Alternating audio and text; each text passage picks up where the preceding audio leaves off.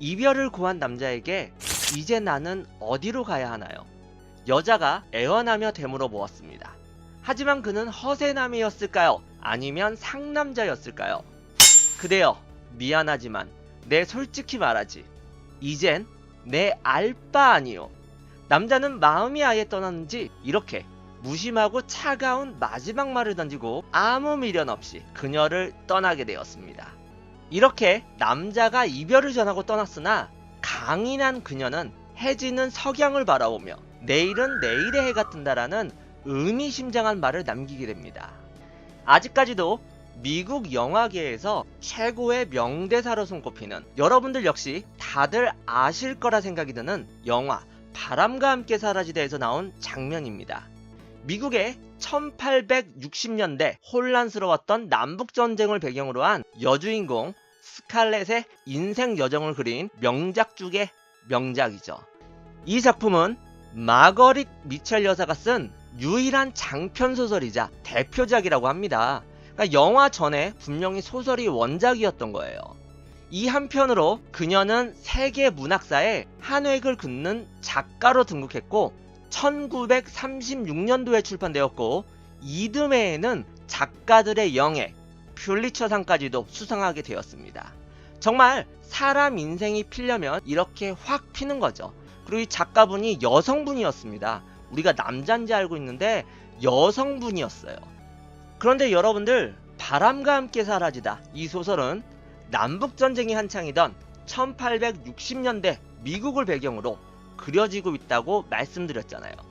이분이 1900년도에 태어나셨는데, 아니 이때는 1860년대 한참 그녀가 태어나기 40년, 50년 전의 일인데 그녀가 이렇게 디테일하게 미국의 남부 배경으로 해가지고 소설을 쓴 겁니다.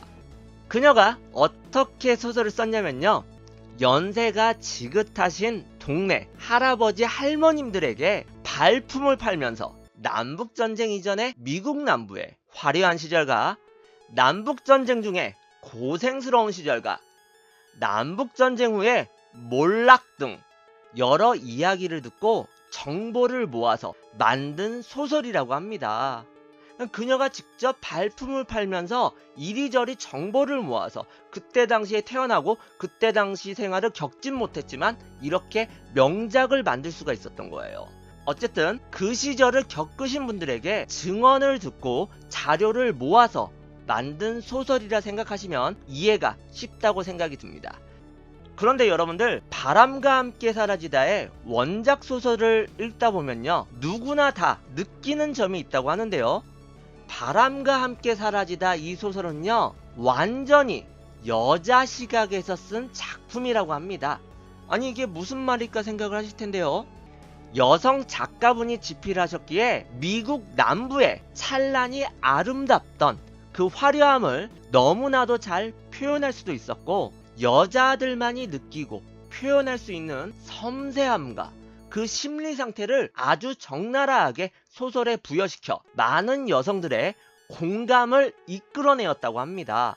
그러니까 이 여성의 입장에서, 여성의 시각에서 소설을 썼기 때문에 그렇게 디테일하고 섬세하고 아름다운 표현을 넣어가지고 정말 명작을 만들어내신 거예요. 해가 있으면 달이 있고 빛이 있으면 어둠이 있는 법이죠. 모든 일엔 반대적인 게 분명 존재하잖아요. 이렇게 명작 소설 바람과 함께 사라지다가 19세기 중반 미국 남부 농장주들의 생활상을 보여준 여성판 버전이라면 물론 그 반대도 분명 있을 거라 생각이 드시죠. 19세기 초중반 미국 남부 농장주들의 삶을 보여준 만딩고라는 어찌 보면 남성판 버전 소설이 있다고 합니다. 여러분들, 포스터만 봐도 방금 보여드렸던 바람과 함께 사라지다와는 사뭇 분위기가 다르죠. 확실히 차이점을 느끼실 거라고 생각이 들어요. 1957년도에 세상에 나오게 된 언스토트라는 사람의 작품인데요, 발표 후에 미국 전체에 크나큰 반응을 불러일으키며 베스트셀러에 등극되었다고 합니다. 여기에는 재밌는 사실이 하나 더 있는데요, 이 만딩고의 원작자 언스토트는 문학인이 아닌 원래는 축산업에 종사하던 사람이었다고 합니다. 그냥 직업이 소설가가 아니었고 그냥 농사나 축산업을 짓던 사람이었어요. 근데 그래서 그런 걸까요? 적나라한 남성의 시각에서 경험을 통해 다룰 수 없었던 음지의 이야기를 너무나도 잘 서술해 가지 않았나 하는 생각이 듭니다. 그는 평생 이 작품 하나만을 남겼으나 정말 충격적인 걸작이란 호평을 받았다고 전해집니다. 아니 과연 어떤 소설이길래 이렇게 걸작이란 소리까지 들을까요? 소설 바람과 함께 사라지다에 나오는 남성들은 젠틀하면서도 용기와 유머를 갖춘 멋있는 사나이들로 그려지고 있습니다. 그럼 흑인 노예들은 어떻게 그려지고 있을까요? 흑인 노예들은 그냥 충직한 부속품들로 나옵니다. 기계의 소모품처럼 그냥 부속품들로 표현이 되고 있었던 거예요. 남북전쟁에서 북부가 이긴 후에 흑인 노예들이 몽땅 다 해방되고 나자 심지어 순박하고 덩치 큰 흑인 노예가 패닉, 혼란 상태에 빠져서 예전 주인님 밑에서 살던 그 시절을 그리워하는 모습까지도 표현하고 있다고 합니다. 여성적 시각에서 쓴 섬세하고 아름다운 소설이지만 당시 흑인 노예들에 대한 표현은 여성임에도 불구하고 은근히 조롱과 인종차별적인 게 묻어나오고 있었던 거였죠. 왜냐하면은 1930년대에 집필된 소설이니 아무리 지식인이라고 할지라도 얼마나 인종차별이 심했겠습니까? 그래서 은연중에 흑인을 비하하는 그런 모습들을 이 소설에 계속 그려지고 있었던 거죠. 여자임에도 불구하고. 이렇게 여성적 입장에서 소설을 쓴 바람과 함께 사라지다를 살펴보았는데요. 그럼 남자들의 입장에서 쓴 표지부터 야한 분위기를 풍기고 있는 이 소설 만딩고는 과연 어떠한 분위기를 그리고 있을까요? 아까 미국 백인 남성들은 바람과 함께 사라지다에서 멋지고 젠틀한 모습으로 그려지고 있다고 말씀드렸잖아요. 하지만 만딩고는 사실주의에 입각하여 그 당시 모습을 냉정하게 아주 적나라하게 보여준 소설이라 그럴까요? 아주 적나라하게 본 모습을 보여주고 있다고 합니다. 한마디로 변태, 하드코어, 포르노가 따로 없을 지경이라고 해요. 이 소설은 바람과 함께 사라지다처럼 정말 디테일하고 섬세한 그러한 표현을 나타낸 게 아니라 약간 자극적이고 사람의 말초신경을 자극시키는 그런 내용들이 담겨져 있다고 합니다. 하지만 어찌 보면 그게 그때 당시에 사실이었던 거예요. 여러분들 브리딩이라는 단어 아십니까? 바로 교배라는 뜻입니다.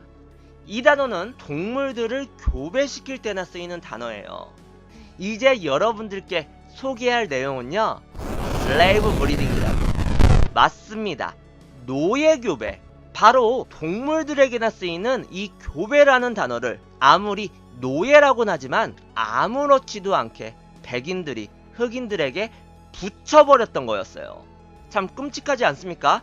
인간의 성관계는 뭐 사랑하는 사람들끼리 정말 아름다운 건데 이 노예들에게 동물들에게나 쓰이는 그 단어를 붙여버린 거예요. 사실을 말씀드리자면요, 19세기 초중반 미국 남부 농장주들은 그들의 소유물 흑인 노예들을 데리고 말 교배시키는 마냥 무작정 성관계를 맺게 했다고 합니다.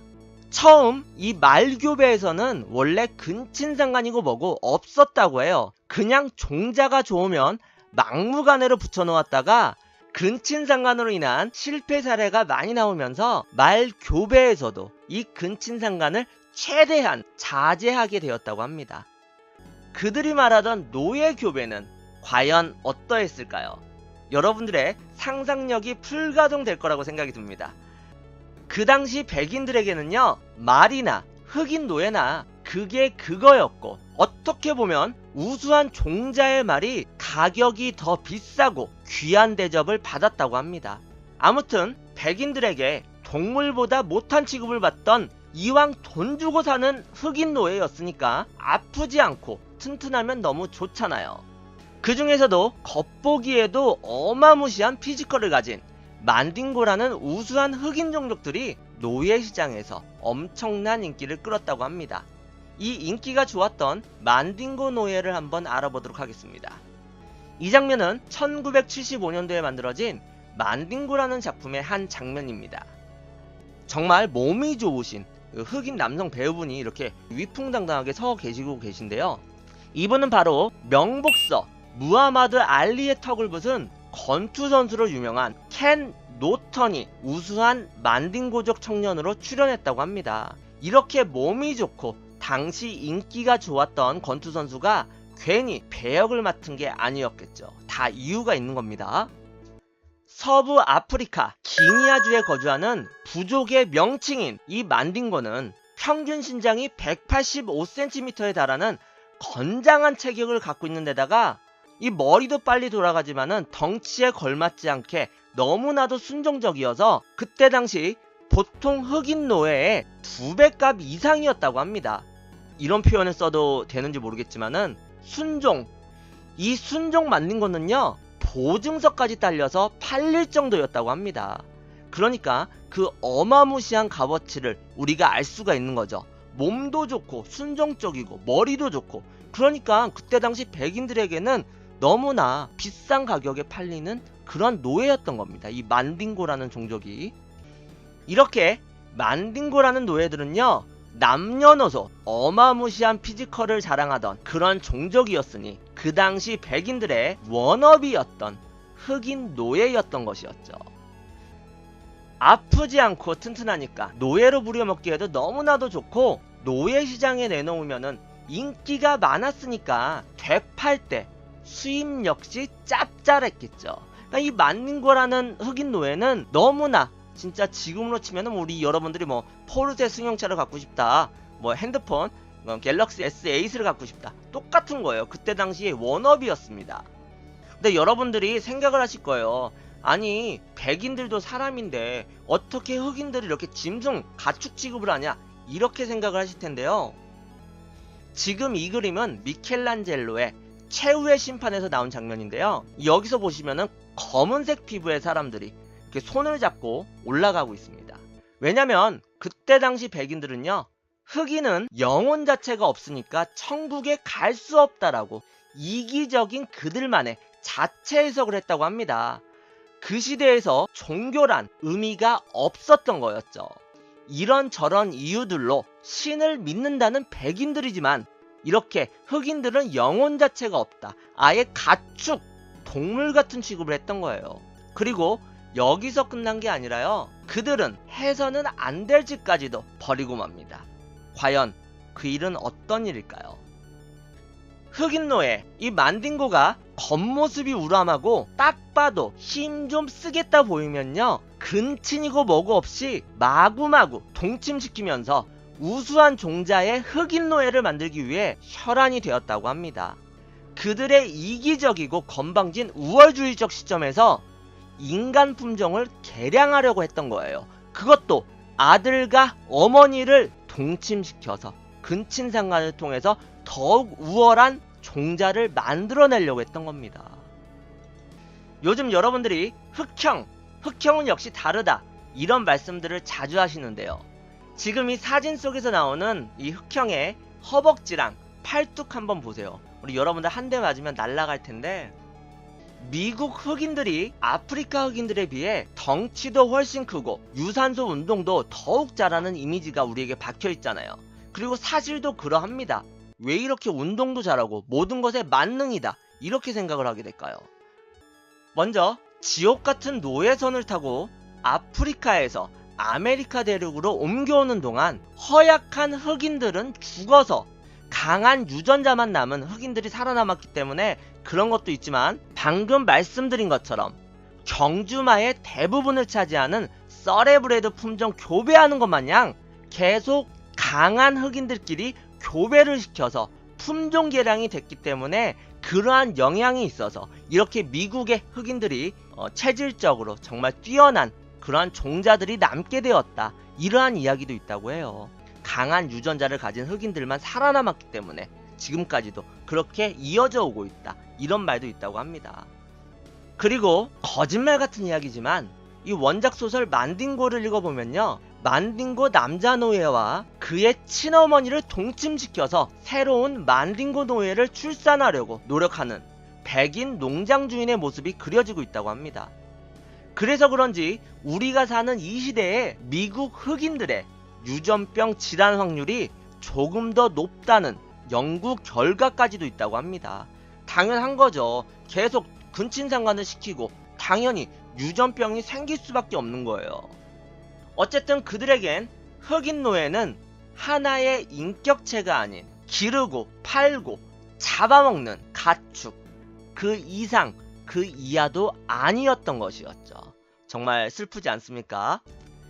이렇게 소설 만딩고에서는 바람과 함께 사라지다에서 나오는 스칼렛 오하라나 작가 마거릿 미첼 여사는 상상도 못했을 미국 남부 농장의 어두운 모습들이 적나라하게 그려지고 있습니다. 어찌 보면 이 소설이 정말 사실인 거죠. 정말 팩트인 거고요. 인간의 3대 욕구 중에서도 성욕이 참 무서운 법이죠. 우리 파스 형님들도 난리 나잖아요.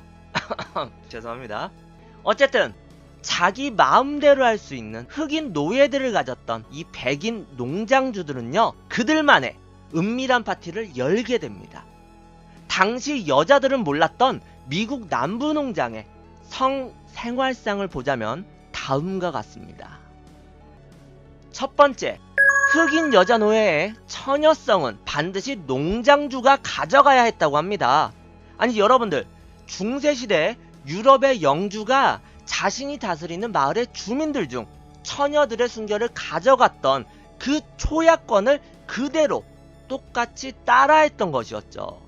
아니 정말 19세기에서 20세기, 그것도 미국에서 이러한 일들이 벌어졌으니까 아무리 노예제가 있던 시대라고 해도 정말 끔찍한 일이죠. 이 중세시대에서나 그 처녀성을 가져간다, 건의의식 마냥 그들은 이거를 즐겼던 거예요, 한마디로. 또한 이 만딩고 소설에서는요, 흑인 노예들이 백인 주인들에게 길들여졌던 것일까요? 흑인 여자 노예들은요, 이걸 영광으로 생각하기도 하고요, 또한 농장 주인이 자기랑 성관계를 안 맺어준다고 안달복달하는 걸로 묘사되어지고 있다고 합니다. 아무리 백인 입장에서 또 남성적 시점에서 쓴 소설이라지만 진실인지 거짓인지는 아무도 모르는 사실이죠. 하지만 그때 당시 이 작가가 사실주의적 입장에서 쓴 소설이기 때문에 이런 것도 없잖아, 분명히 있는 사실이라고 생각이 듭니다. 두 번째, 에스키모인들은요, 손님이 찾아오면 자신의 아내를 내어주던 풍습이 있었잖아요. 왜냐면 혹독한 추위에 먼 길을 떠나는 방문객에게 호의를 베푸는 그들만의 관습이라고 합니다. 어떻게 보면 우리가 미개하다, 어떻게 자신의 아내를 손님한테 아무렇지 않게 내줄 수 있냐, 이렇게 생각을 하지만은 언제 죽을지 모르잖아요. 혹한에 그 추위에서 길을 떠나기 때문에. 그래서 남성주의적 입장이기도 하지만은 자신의 와이프를 내줬다고 합니다. 이것도 그들만의 문화고 그들만의 관습이기 때문에 우리가 욕할 수는 없지만요, 역시 백인 농장주들만의 관습일까요? 자신과 인접한 다른 농장으로 놀러가게 되면 진수성찬과 술, 그리고 여자들이 빠지지 않았겠죠. 손님 접대용 흑인 여자 노예가 따로 있었다고 합니다. 예쁘장하고 젊은 성접대를 하는 흑인 여자 노예가 존재했다는 것이었죠. 특히 하프나 쿼터 등 혼혈 흑인 노예가 정말 인기가 좋았다고 전해집니다. 그들 중에는 아예 외관상 백인과 똑같은 경우도 있었고요. 여러분들 생각을 해보세요. 흑인의 탄력과 그 백인의 아름다운 외모를 동시에 갖추고 있었으니 그 당시 성적 놀이기를 찾던 백인들에게 인기가 더더욱 많았겠죠. 그러니까 옆에 농장 놀러가서 술 한잔하고 맛있는 거 먹고 그들은 그들끼리 낄낄대면서 오늘 귀한 손님 오셨으니까는 야 가서 누구 좀 불러봐, 그 전용 성접대 흑인 노예가 있어가지고 손님한테 접대를 시켰던 거였죠. 참 슬픈 역사죠. 소설 바람과 함께 사라지다를 살펴보면요, 초반부에 이 여주인공 스칼렛 오하라한테 반한 옆에 농장 쌍둥이 형제 스튜어트와 브렌트라는 인물들이 나오게 됩니다. 이 빨간머리 쌍둥이 형제들은요, 키도 크고 말도 잘 타고 총도 잘 쏘는 등 그 당시 백인 여성들의 워너비라고 할 만한데요. 정말 젠틀하고 멋있는 모습을 보여줬던 그런 백인 청년들인데, 하지만 그들도 역시 어쩔 수 없는 남자였을까요? 그때 당시에 그들의 관습을 충실히 따르고 다녔었겠죠. 이 낮에는 스칼렛 오하라가 개최한 바베큐 파티에서 와인잔을 마주치며 고상하고 고귀한 모습을 보여주지만 보는 눈이 적어지는 밤이 찾아오면 인근 농장에 찾아가서 방금 말씀드린 접대용 혼혈 흑인 노예 여성과 그들만의 은밀하고 쾌락에 젖은 밤을 보내게 되었다고 해요. 이 낮에는 정말 젠틀맨, 멋있는 사람이고 밤에는 본능에 충실한 사람이 돼버리고 마는 거죠. 역사는 돌고 돈다고 어찌 보면 요즘 시대에도 이렇게 겉모습은 멀쑥하고 건실한 남자가 집에 가서는 자상한 아빠, 자상한 남자친구, 정말 유능한 남편 노릇을 하다가 밤에는 이렇게 템플러 등 술집에 가서 여자들과 진탕하게 밤을 보내는 것과 진배 없다는 생각이 저는 드네요. 세 번째, 이거는 제가 어떻게 말씀드려야 할지 모르겠는데요. 그때 당시에 유능한 농장주의 덕목 중에 하나는요, 자기 휘하에 흑인 여자 노예들을 마구마구 건드려서 새로운 혼혈 노예를 매우 많이 생산하는 것이었다고 합니다. 즉, 남성들만의 허세거리, 정력을 자랑함과 동시에 돈으로까지도 연결되어 있었던 거예요. 아니, 갑자기 돈 얘기가 왜 나오지? 이렇게 생각을 하실 건데요. 조선시대 허균의 소설 홍길동에서는 그놈의 신분차별 때문에 이 홍길동이 호부호영 못한다고 서글퍼하는 모습이 나오잖아요.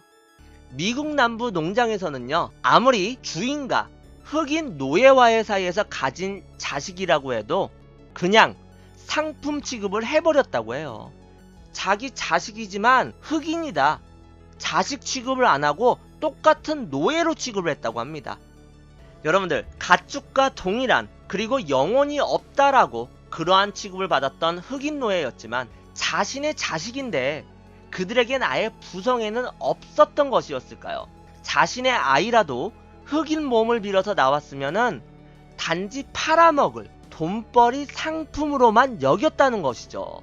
성적 쾌락만을 쫓고 그에 따라 자식까지 생겨버리면 돈으로도 연결되니까 그들 백인들에게는 캐도 마르지 않는 금맥 광산이었던 것이었죠. 이 흑인 노예 제도는 참 서글픈 현실이었다고 생각이 듭니다. 네 번째, 좀 더 경쟁력이 있는 그 만딩고 흑인 노예를 만들기 위해 가축들을 교배시키는 것 마냥 근친상간이고 뭐고 가리지 않고 마구잡이식으로 흑인 노예들끼리 성관계를 맺게 했다고 합니다. 우월한 신체 조건에 흑인을 만들어내면 백인들만의 유흥거리, 흑인 노예 간의 투기장을 열어서 대박을 터뜨릴 수도 있고, 이 순종 만딩고를 낳아서 5년에서 10년 정도 키우면 그때 당시 2,000달러라는 엄청난 돈을 받을 수가 있었기 때문에 그들은 이 흑인 노예를 생산하는 데 혈안이 되었던 것이었죠. 정말 인류사의 비애인 것 같습니다. 정말 슬픈 얘기죠. 이런저런 그때 당시의 모습들을 말씀드렸는데요. 여러분들이 이거는 그냥 소설이다, 창작의 자유에서 나온 허구다, 이렇게 생각하시는 분도 분명 계실 겁니다. 맞습니다. 이 소설이라서 과장이 있는 건 분명히 맞는 사실이에요. 하지만 그 시대의 생활상을 담고 있는 것도 역시 틀림없는 사실이라고 생각이 듭니다. 여기서 한번 정리해드리자면, 바람과 함께 사라지다가 19세기 미국 남부 흑인 노예 시대에 대한 요즘 말로 여성판 썰이라고 하면, 만딩고는 19세기 미국 남부 흑인 노예 시대에 대한 남성판 썰이라고 보시면 여러분들이 쉽게 이해를 하실 거라고 생각이 듭니다. 하지만요, 모든 백인 남자들이 짐승처럼 일했던 건 분명 아니었을 거예요. 남부 농장 백인 남자들 중에서도 일부만 이런 거고, 점잖고 착실한 사람은 안 그럴 거라고 생각하시는 분들도 분명 계실 겁니다. 바람과 함께 사라지다에 등장하는 스칼렛 오하라의 소꿉친구이자 첫사랑, 이 애슐리 윌클스 같은 점잖은 사람들은요, 당연히 안 그랬을 수도 있습니다. 하지만 그런 사람들은요, 그때 당시에 남자도 아니라고 정말 모질이 취급을 받았다고 합니다. 자신의 양심을 지켰으나 바보 취급을 받는 정말 서글픈 사실이 아닐까 생각이 듭니다. 그런데 여러분들, 도대체 왜 이 만딩고란 소설이 그렇게 인기를 끌고 대중들의 이목을 집중시켰는지 아십니까? 남성의 시각에서 소설을 썼지만 바로 그들이 간과하고 있었던 점을 콕 집어내었기 때문이라고 해요. 여러분들, 여자도 사람이에요. 그때 당시 남성 백인들만 그렇게 흑인 여자 노예에게서 성착취를 했을까요? 그렇습니다. 여성 백인들 역시 가만히 있진 않았겠죠. 소설 만딩고에서는요, 백인 남자 주인공 해몬드가 블렌치라는 여성과 결혼을 하였습니다. 하지만 첫날 밤에 그녀가 처녀가 아닌 남자 경험이 있었다는 것을 알고 너무나도 실망하여 정말 무늬만 부부인 그런 사이가 돼버립니다. 이 요즘 시대에는 상상도 못할 정말 이기적인 일이죠. 자기들은 뒤로 다하면서 자신의 와이프가 처녀가 아니어서 정말 서먹서먹한 무늬만 부부인 사이가 돼버린 거예요.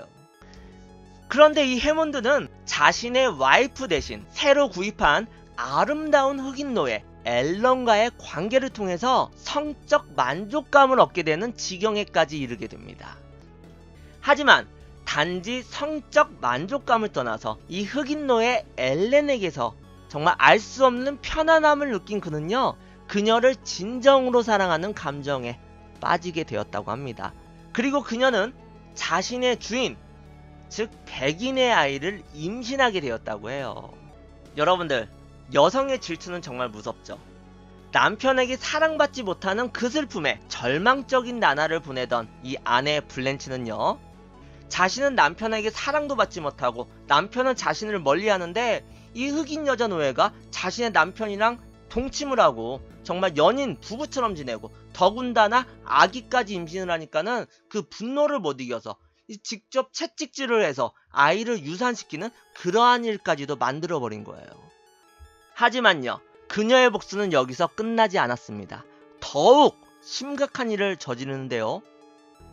언제나 술기운을 빌려 그 고독을 겨우 짓눌렀던 그녀는요, 자신의 남편에게 언제나 충성을 바치는 흑인 남성 노예 미드를 자신의 침실로 불러서 유혹하기 시작합니다. 충직한 이 흑인 노예는요, 아리따운 백인 여성의 유혹에도 꿈쩍하지 않았으나 만일 자신과 관계를 갖지 않으면은 자신을 강간했다고 고발을 할 거라는 이 여주인의 협박에 별도리가 없었습니다. 결국 백인 여주인 브렌치와 흑인 노예 미드는 성관계를 갖게 됩니다. 남편이나 부인이나 정말 막장을 향해 달리고 있는 거예요. 그리고 죄 없는 노예들은 이 자신의 주인이 시키는 대로 해야 하니까 정말 고래 싸움에 새우등 터지는 격이 되고 말았던 거죠. 백인 여주인들이 정말 군침을 흘릴 만한 듬직하고 우람한 몸집의 흑인 노예. 참고로요, 백인 남자들은요, 역사적으로 흑인 노예들이 자신의 여자들을 넘볼까봐 정말 두려워했다는 말이 있었다고 합니다. 그래서 아직까지 이 백인이 흑인들에 대한 깊은 두려움이 미국 사회에 존재하는 것은 그들의 역사를 통한 본능에서 나온 것이라고 할 수가 있는 거죠. 이야기로 다시 돌아가서 역시 건장하고 힘도 좋은 흑형이라서 그랬을까요? 그녀는 자신의 노예와의 관계를 통해서 임신을 하게 되었습니다. 이 정말 막장도 이런 막장이 없죠. 주위 사람들은 그녀가 당연히 백인 남편의 아이를 임신한 걸로 생각을 했었겠죠. 드디어 출산 당일이 찾아왔습니다. 임신을 한 당사자 이 블렌치 역시 아이의 생물학적 아버지가 누군지 전혀 알 길이 없었던 거였죠. 그리고 걱정과 기대 속에 드디어 출산을 마쳤으나 출산을 도운 산파와 하녀들은 갓 태어난 아이를 보곤 아연실색하고 말아버립니다. 그렇습니다. 여러분들이 예상하시는 것처럼 백인 아이가 아닌 흑인 아이가 태어나고 말았던 것이었죠. 의사는 당황을 했으나 이내 지체 없이 그 갓 태어난 생명을 벌레처럼 죽여서 없앴다고 합니다. 어떻게 생각하면은 백인의 손에 고통스럽게 사는 일생을 구제받은 거라고 생각도 할 수 있는 거죠. 뭔가 잘못된 것을 직감한 그 백인 남편 해먼드는 방에 들어오게 되었습니다. 그리고 겁에 질려 떠는 자신의 와이프와 요람 속에 숨져 있는 그 핏덩어리를 발견하게 되었다고 해요. 그는 아무 말도 없이 독을 탄 술을 가지고 와 푹 쉬라는 친절한 말과 함께 자신의 아내에게 건네게 됩니다. 그리고 그녀는 그 사실을 알면서도 순순히 술을 받아 마셨다고 해요. 정말 자포자기의 상태로 영원히 잠드는 걸 선택한 것이었죠. 남편 해먼드는 총을 들고 미친 듯이 자신의 충직한 노예 미드에게 향하게 됩니다. 순종적이고 충직했던 미드 역시 자신의 종말이 다가왔음을 직감했겠죠. 서부 영화나 갱스터 영화를 보면은 피해자에게 무덤을 파괴시킨 다음에 그 안에 들어가게 해서 총을 쏴서 죽여버리잖아요. 그거와 마찬가지로 이 자신의 충직한 부하 미드에게 장작을 놓고 이 커다란 가마솥에서 물을 끓이게 만듭니다. 그리고 이 흑인 노예 미드는요, 복종하도록 사육된 노예의 운명을 그대로 받아들인 듯 미약한 저항만 보였다고 해요. 자신의 위대한 백인주의를 향해서 내뱉는 모든 걸 다 포기한 마지막 체념이 있었다고 합니다. 당신은 다를 줄 알았는데 결국은 똑같은 백인이었군요. 자신의 충직했던, 정말 애지중지했던 그 만딩고 흑인 노예 미드를 펄펄 끓는 가마솥에 산채로 넣어 삶아 죽여버리고는 처절한 비극으로 만딩고라는 영화는 마무리되어집니다. 여성의 입장에서 쓴 바람과 함께 사라지다, 그리고 남성의 입장에서 쓴 만딩고, 소설의 특징상 허구가 있는 것은 분명합니다. 하지만 아니땐 굴뚝에 연기 날 리 없다고 분명히 존재했던 사실이기에 이렇게 기록에 그리고 문학작품으로 남게 되었던 것이었겠죠. 오늘 말씀드린 만딩고, 이 흑인 노예의 비극적인 삶, 나와 피부색이 다르다는 그들의 우월주의에 입각해 또한 그것을 이용해서 탐욕과 본능만을 쫓던 인류사의 참극이 아닐까 하는 생각이 듭니다. 그래서 경험을 통해 다룰 수 없었던 음지의 이야기를 너무나도 잘 서술해 가지 않았나 하는 생각이 듭니다. 그는 평생 이 작품 하나만을 남겼으나 정말 충격적인 걸작이란 호평을 받았다고 전해집니다. 아니, 과연 어떤 소설이길래 이렇게 걸작이란 소리까지 들을까요? 소설 바람과 함께 사라지다에 나오는 남성들은 젠틀하면서도 용기와 유머를 갖춘 멋있는 사나이들로 그려지고 있습니다. 그럼 흑인 노예들은 어떻게 그려지고 있을까요? 흑인 노예들은 그냥 충직한 부속품들로 나옵니다. 기계의 소모품처럼 그냥 부속품들로 표현이 되고 있었던 거예요. 남북전쟁에서 북부가 이긴 후에 흑인 노예들이 몽땅 다 해방되고 나자 심지어 순박하고 덩치 큰 흑인 노예가 패닉, 혼란 상태에 빠져서 예전 주인님 밑에서 살던 그 시절을 그리워하는 모습까지도 표현하고 있다고 합니다. 여성적 시각에서 쓴 섬세하고 아름다운 소설이지만 당시 흑인 노예들에 대한 표현은 여성임에도 불구하고 은근히 조롱과 인종차별적인 게 묻어나오고 있었던 거였죠. 왜냐하면은 1930년대에 집필된 소설이니 아무리 지식인이라고 할지라도 얼마나 인종차별이 심했겠습니까? 그래서 은연중에 흑인을 비하하는 그런 모습들을 이 소설에 계속 그려지고 있었던 거죠. 여자임에도 불구하고. 이렇게 여성적 입장에서 소설을 쓴 바람과 함께 사라지다를 살펴보았는데요. 그럼 남자들의 입장에서 쓴 표지부터 야한 분위기를 풍기고 있는 이 소설 만딩고는 과연 어떠한 분위기를 그리고 있을까요? 아까 미국 백인 남성들은 바람과 함께 사라지다에서 멋지고 젠틀한 모습으로 그려지고 있다고 말씀드렸잖아요. 하지만 만딩고는 사실주의에 입각하여 그 당시 모습을 냉정하게 아주 적나라하게 보여준 소설이라 그럴까요? 아주 적나라하게 본 모습을 보여주고 있다고 합니다. 한마디로 변태, 하드코어, 포르노가 따로 없을 지경이라고 해요. 이 소설은 바람과 함께 사라지다처럼 정말 디테일하고 섬세한 그러한 표현을 나타낸 게 아니라 약간 자극적이고 사람의 말초신경을 자극시키는 그런 내용들이 담겨져 있다고 합니다. 하지만 어찌 보면 그게 그때 당시에 사실이었던 거예요. 여러분들, 브리딩이라는 단어 아십니까? 바로 교배라는 뜻입니다. 이 단어는 동물들을 교배시킬 때나 쓰이는 단어예요. 이제 여러분들께 소개할 내용은요, 슬레이브 브리딩이라고. 맞습니다. 노예교배. 바로 동물들에게나 쓰이는 이 교배라는 단어를 아무리 노예라고는 하지만 아무렇지도 않게 백인들이 흑인들에게 붙여버렸던 거였어요. 참 끔찍하지 않습니까? 인간의 성관계는 뭐 사랑하는 사람들끼리 정말 아름다운 건데 이 노예들에게, 동물들에게나 쓰이는 그 단어를 붙여버린 거예요. 사실을 말씀드리자면요, 19세기 초중반 미국 남부 농장주들은 그들의 소유물 흑인 노예들을 데리고 말 교배시키는 마냥 무작정 성관계를 맺게 했다고 합니다. 처음 이 말교배에서는 원래 근친상간이고 뭐고 없었다고 해요. 그냥 종자가 좋으면 막무가내로 붙여놓았다가 근친상간으로 인한 실패 사례가 많이 나오면서 말교배에서도 이 근친상간을 최대한 자제하게 되었다고 합니다. 그들이 말하던 노예교배는 과연 어떠했을까요? 여러분들의 상상력이 불가동될 거라고 생각이 듭니다. 그 당시 백인들에게는요, 말이나 흑인 노예나 그게 그거였고, 어떻게 보면 우수한 종자의 말이 가격이 더 비싸고 귀한 대접을 받았다고 합니다. 아무튼 백인들에게 동물보다 못한 취급을 받던 이왕 돈 주고 사는 흑인 노예였으니까 아프지 않고 튼튼하면 너무 좋잖아요.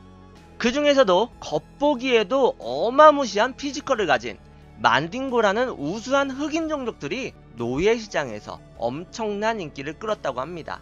이 인기가 좋았던 만딩고 노예를 한번 알아보도록 하겠습니다. 이 장면은 1975년도에 만들어진 만딩고라는 작품의 한 장면입니다.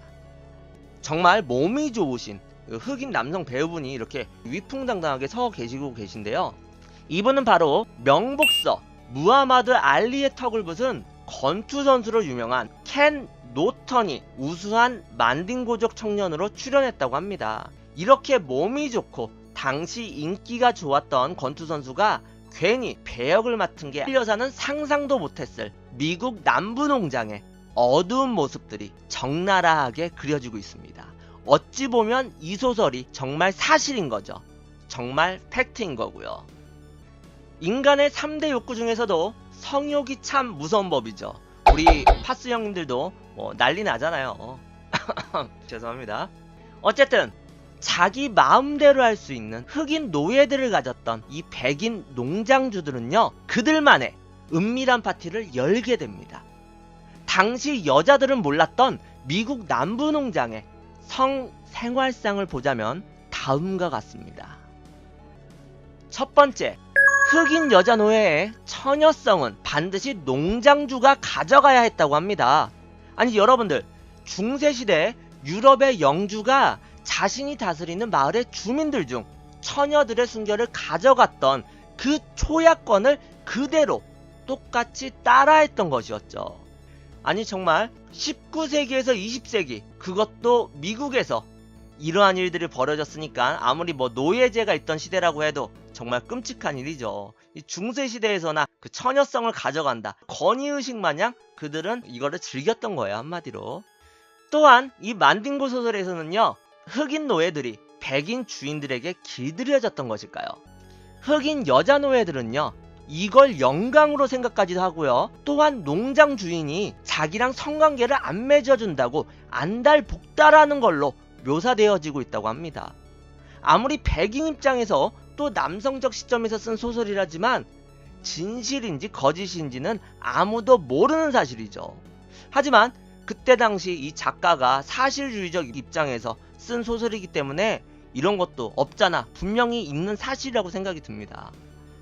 두 번째, 에스키모인들은요, 손님이 찾아오면 자신의 아내를 내어주던 풍습이 있었잖아요. 왜냐면 혹독한 추위에 먼 길을 떠나는 방문객에게 호의를 베푸는 그들만의 관습이라고 합니다. 뭐 어떻게 보면 우리가 미개하다, 어떻게 자신의 아내를 손님한테 아무렇지 않게 내줄 수 있냐 이렇게 생각을 하지만은 언제 죽을지 모르잖아요. 혹한에 그 추위에서 길을 떠나기 때문에. 그래서 뭐 남성주의적 입장이기도 하지만은 자신의 와이프를 내줬다고 합니다. 이것도 그들만의 문화고 그들만의 관습이기 때문에 우리가 욕할 수는 없지만요. 역시 백인 농장주들만의 관습일까요? 자신과 인접한 다른 농장으로 놀러가게 되면 진수성찬과 술, 그리고 여자들이 빠지지 않았겠죠. 손님 접대용 흑인 여자 노예가 따로 있었다고 합니다. 예쁘장하고 젊은 성접대를 하는 흑인 여자 노예가 존재했다는 것이었죠. 특히 하프나 쿼터 등 혼혈 흑인 노예가 정말 인기가 좋았다고 전해집니다. 그들 중에는 아예 외관상 백인과 똑같은 경우도 있었고요. 여러분들 생각을 해보세요. 흑인의 탄력과 그 백인의 아름다운 외모를 동시에 갖추고 있었으니 그 당시 성적 놀이개를 찾던 백인들에게 인기가 더더욱 많았겠죠. 그러니까 옆에 농장 놀러가서 술 한잔하고 맛있는 거 먹고 그들은 그들끼리 낄낄대면서 오늘 귀한 손님 오셨으니까는 야 가서 누구 좀 불러봐. 그 전용 성접대 흑인 노예가 있어가지고 손님한테 접대를 시켰던 거였죠. 참 슬픈 역사죠. 소설 바람과 함께 사라지다를 살펴보면요. 초반부에 이 여주인공 스칼렛 오하라한테 반한 옆에 농장 쌍둥이 형제 스튜어트와 브렌트라는 인물들이 나오게 됩니다. 이 빨간머리 쌍둥이 형제들은요. 키도 크고 말도 잘 타고 총도 잘 쏘는 등 그 당시 백인 여성들의 워너비라고 할 만한데요. 정말 젠틀하고 멋있는 모습을 보여줬던 그런 백인 청년들인데 하지만 그들도 역시 어쩔 수 없는 남자였을까요? 그때 당시에 그들의 관습을 충실히 따르고 다녔었겠죠. 이 낮에는 스칼렛 오하라가 개최한 바베큐 파티에서 와인잔을 마주치며 고상하고 고귀한 모습을 보여주지만 보는 눈이 적어지는 밤이 찾아오면 인근 농장에 찾아가서 방금 말씀드린 접대용 혼혈 흑인 노예 여성과 그들만의 은밀하고 쾌락에 젖은 밤을 보내게 되었다고 해요. 이 낮에는 정말 젠틀맨, 멋있는 사람이고 밤에는 본능에 충실한 사람이 돼버리고 마는 거죠. 역사는 돌고 돈다고 어찌 보면 요즘 시대에도 이렇게 겉모습은 멀쑥하고 건실한 남자가 집에 가서는 자상한 아빠, 자상한 남자친구, 정말 유능한 남편 노릇을 하다가 밤에는 이렇게 템플러 등 술집에 가서 여자들과 진탕하게 밤을 보내는 것과 진배 없다는 생각이 저는 드네요. 세 번째, 이거는 제가 어떻게 말씀드려야 할지 모르겠는데요. 그때 당시에 유능한 농장주의 덕목 중에 하나는요. 자기 휘하에 흑인 여자 노예들을 마구마구 건드려서 새로운 혼혈 노예를 매우 많이 생산하는 것이었다고 합니다. 즉 남성들만의 허세거리, 정력을 자랑함과 동시에 돈으로까지도 연결되어 있었던 거예요. 아니 갑자기 돈 얘기가 왜 나오지? 이렇게 생각을 하실 건데요. 조선시대 허균의 소설 홍길동에서는 그놈의 신분차별 때문에 이 홍길동이 호부호영 못한다고 서글퍼하는 모습이 나오잖아요. 미국 남부 농장에서는요. 아무리 주인과 흑인 노예와의 사이에서 가진 자식이라고 해도 그냥 상품 취급을 해버렸다고 해요. 자기 자식이지만 흑인이다. 자식 취급을 안하고 똑같은 노예로 취급을 했다고 합니다. 여러분들 가축과 동일한 그리고 영혼이 없다라고 그러한 취급을 받았던 흑인 노예였지만 자신의 자식인데 그들에겐 아예 부성에는 없었던 것이었을까요? 자신의 아이라도 흑인 몸을 빌어서 나왔으면은 단지 팔아먹을 돈벌이 상품으로만 여겼다는 것이죠. 성적 쾌락만을 쫓고 그에 따라 자식까지 생겨버리면 돈으로도 연결되니까 그들 백인들에게는 캐도 마르지 않는 금맥 광산이었던 것이었죠. 이 흑인 노예 제도는 참 서글픈 현실이었다고 생각이 듭니다. 네 번째, 좀 더 경쟁력이 있는 그 만딩고 흑인 노예를 만들기 위해 가축들을 교배시키는 것 마냥 근친상간이고 뭐고 가리지 않고 마구잡이식으로 흑인 노예들끼리 성관계를 맺게 했다고 합니다. 우월한 신체 조건에 흑인을 만들어내면 백인들만의 유흥거리, 흑인 노예 간의 투기장을 열어서 대박을 터뜨릴 수도 있고, 이 순종 만딩고를 낳아서 5년에서 10년 정도 키우면 그때 당시 2,000달러라는 엄청난 돈을 받을 수가 있었기 때문에 그들은 이 흑인 노예를 생산하는 데 혈안이 되었던 것이었죠. 정말 인류사의 비애인 것 같습니다. 정말 슬픈 얘기죠. 이런저런 그때 당시의 모습들을 말씀드렸는데요. 여러분들이 이거는 그냥 소설이다, 창작의 자유에서 나온 허구다, 이렇게 생각하시는 분도 분명 계실 겁니다. 맞습니다. 이 소설이라서 과장이 있는 건 분명히 맞는 사실이에요. 하지만 그 시대에 생활상을 담고 있는 것도 역시 틀림없는 사실이라고 생각이 듭니다. 여기서 한번 정리해드리자면, 바람과 함께 사라지다가 19세기 미국 남부 흑인 노예시대에 대한 요즘 말로 여성판 썰이라고 하면, 만딩고는 19세기 미국 남부 흑인 노예시대에 대한 남성판 썰이라고 보시면 여러분들이 쉽게 이해를 하실 거라고 생각이 듭니다. 하지만요, 모든 백인 남자들이 짐승처럼 일했던 건 분명 아니었을 거예요. 남부농장 백인 남자들 중에서도 일부만 이런 거고, 점잖고 착실한 사람은 안 그럴 거라고 생각하시는 분들도 분명 계실 겁니다. 바람과 함께 사라지다에 등장하는 스칼렛 오하라의 소꿉친구이자 첫사랑, 이 애슐리 윌크스 같은 점잖은 사람들은요, 당연히 안 그랬을 수도 있습니다. 하지만 그런 사람들은요, 그때 당시에 남자도 아니라고 정말 모질이 취급을 받았다고 합니다. 자신의 양심을 지켰으나 바보 취급을 받는 정말 서글픈 사실이 아닐까 생각이 듭니다. 그런데 여러분들, 도대체 왜 이 만딩고란 소설이 그렇게 인기를 끌고 대중들의 이목을 집중시켰는지 아십니까? 남성의 시각에서 소설을 썼지만 바로 그들이 간과하고 있었던 점을 콕 집어내었기 때문이라고 해요. 여러분들, 여자도 사람이에요. 그때 당시 남성 백인들만 그렇게 흑인 여자 노예에게서 성착취를 했을까요? 그렇습니다. 여성 백인들 역시 가만히 있진 않았겠죠. 소설 만딩고에서는요, 백인 남자 주인공 해몬드가 블렌치라는 여성과 결혼을 하였습니다. 하지만 첫날 밤에 그녀가 처녀가 아닌 남자 경험이 있었다는 것을 알고 너무나도 실망하여 정말 무늬만 부부인 그런 사이가 돼버립니다. 이 요즘 시대에는 상상도 못할 정말 이기적인 일이죠. 자기들은 뒤로 다하면서 자신의 와이프가 처녀가 아니어서 정말 서먹서먹한 무늬만 부부인 사이가 돼버린 거예요. 그런데 이 해몬드는 자신의 와이프 대신 새로 구입한 아름다운 흑인 노예 앨런과의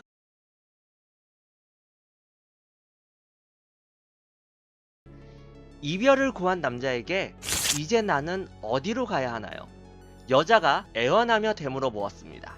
하지만 그는 허세남이었을까요? 아니면 상남자였을까요?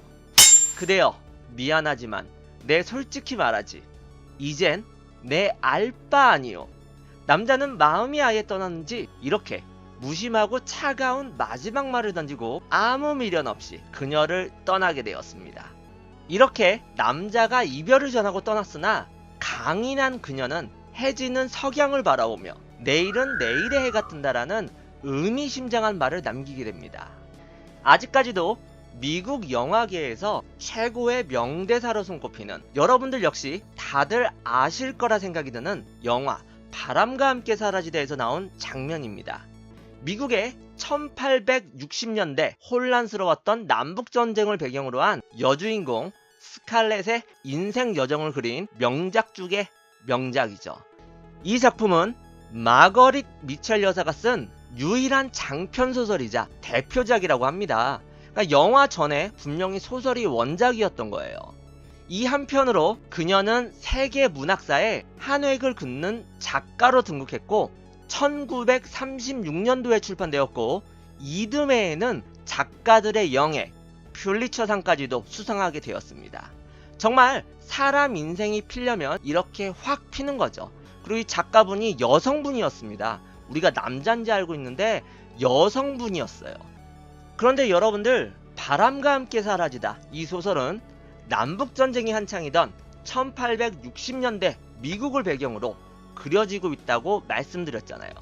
이분이 1900년도에 태어나셨는데, 아니 이때는 1860년대, 한참 그녀가 태어나기 40년, 50년 전의 일인데 그녀가 이렇게 디테일하게 미국의 남부 배경으로 해가지고 소설을 쓴 겁니다. 그녀가 어떻게 소설을 썼냐면요, 연세가 지긋하신 동네 할아버지 할머님들에게 발품을 팔면서 남북전쟁 이전의 미국 남부의 화려한 시절과 남북전쟁 중에 고생스러운 시절과 남북전쟁 후의 몰락 등 여러 이야기를 듣고 정보를 모아서 만든 소설이라고 합니다. 그녀가 직접 발품을 팔면서 이리저리 정보를 모아서 그때 당시에 태어나고 그때 당시 생활을 겪진 못했지만 이렇게 명작을 만들 수가 있었던 거예요. 어쨌든 그 시절을 겪으신 분들에게 증언을 듣고 자료를 모아서 만든 소설이라 생각하시면 이해가 쉽다고 생각이 듭니다. 그런데 여러분들, 바람과 함께 사라지다의 원작 소설을 읽다 보면요, 누구나 다 느끼는 점이 있다고 하는데요. 바람과 함께 사라지다 이 소설은요, 완전히 여자 시각에서 쓴 작품이라고 합니다. 아니 이게 무슨 말일까 생각을 하실 텐데요.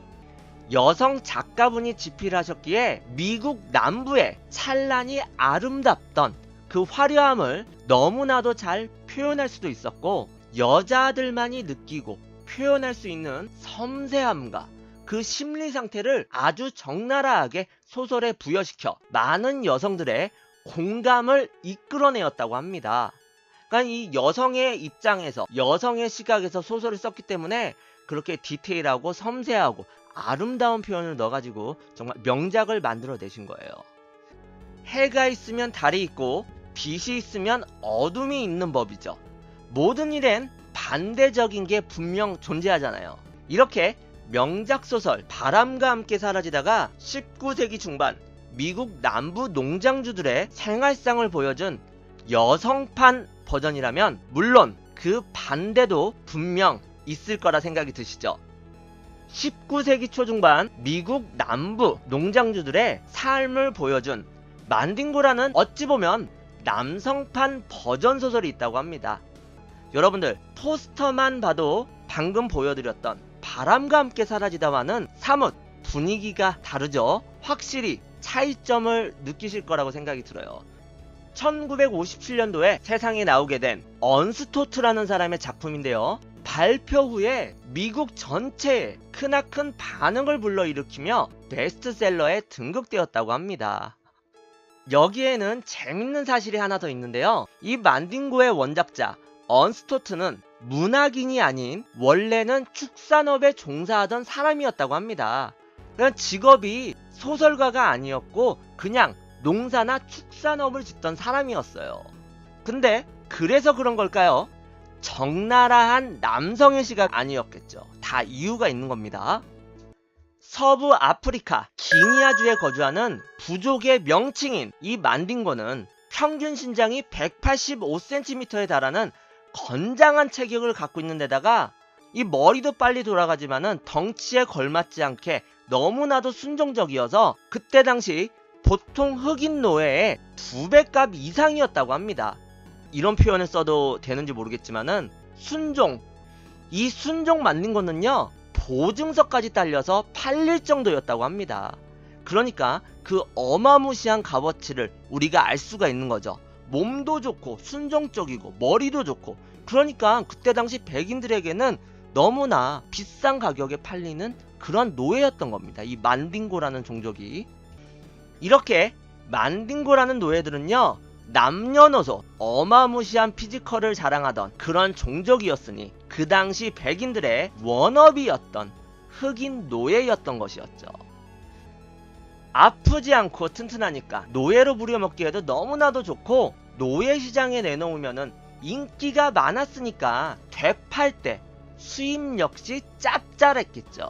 이 만딩고라는 흑인 노예는 너무나 진짜 지금으로 치면은 우리 여러분들이 뭐 포르쉐 승용차를 갖고 싶다, 뭐 핸드폰 갤럭시 S8을 갖고 싶다, 똑같은 거예요. 그때 당시에 워너비였습니다. 근데 여러분들이 생각을 하실 거예요. 아니 백인들도 사람인데 어떻게 흑인들이 이렇게 짐승 가축 취급을 하냐, 이렇게 생각을 하실 텐데요. 지금 이 그림은 미켈란젤로의 최후의 심판에서 나온 장면인데요. 여기서 보시면은 검은색 피부의 사람들이 이렇게 손을 잡고 올라가고 있습니다. 왜냐면 그때 당시 백인들은요, 흑인은 영혼 자체가 없으니까 천국에 갈 수 없다라고 이기적인 그들만의 자체 해석을 했다고 합니다. 그 시대에서 종교란 의미가 없었던 거였죠. 이런저런 이유들로 신을 믿는다는 백인들이지만 이렇게 흑인들은 영혼 자체가 없다, 아예 가축, 동물 같은 취급을 했던 거예요. 그리고 여기서 끝난 게 아니라요, 그들은 해서는 안 될 짓까지도 벌이고 맙니다. 과연 그 일은 어떤 일일까요? 흑인 노예 이 만딩고가 겉모습이 우람하고 딱 봐도 힘 좀 쓰겠다 보이면요, 근친이고 뭐고 없이 마구마구 동침시키면서 우수한 종자의 흑인 노예를 만들기 위해 혈안이 되었다고 합니다. 그들의 이기적이고 건방진 우월주의적 시점에서 인간 품종을 개량하려고 했던 거예요. 그것도 아들과 어머니를 동침시켜서 근친상간을 통해서 더욱 우월한 종자를 만들어내려고 했던 겁니다. 요즘 여러분들이 흑형은 역시 다르다, 이런 말씀들을 자주 하시는데요. 지금 이 사진 속에서 나오는 이 흑형의 허벅지랑 팔뚝 한번 보세요. 우리 여러분들 한 대 맞으면 날아갈 텐데, 미국 흑인들이 아프리카 흑인들에 비해 덩치도 훨씬 크고 유산소 운동도 더욱 잘하는 이미지가 우리에게 박혀 있잖아요. 그리고 사실도 그러합니다. 왜 이렇게 운동도 잘하고 모든 것에 만능이다, 이렇게 생각을 하게 될까요?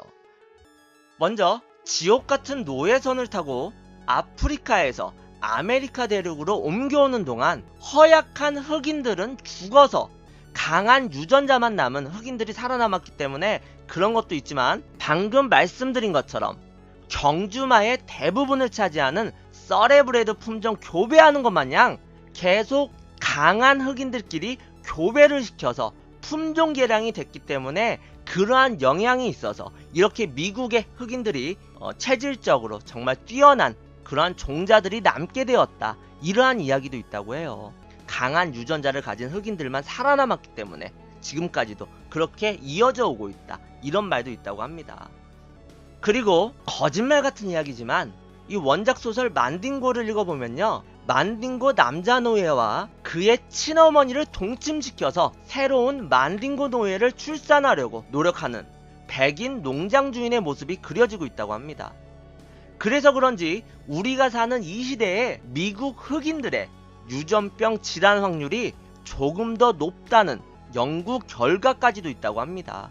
당연한 거죠. 계속 근친상간을 시키고 당연히 유전병이 생길 수밖에 없는 거예요. 어쨌든 그들에겐 흑인 노예는 하나의 인격체가 아닌 기르고 팔고 잡아먹는 가축, 그 이상 그 이하도 아니었던 것이었죠. 정말 슬프지 않습니까? 이렇게 소설 만딩고에서는 바람과 함께 사라지다에서 나오는 스칼렛 오하라나, 작가 마거릿 미첼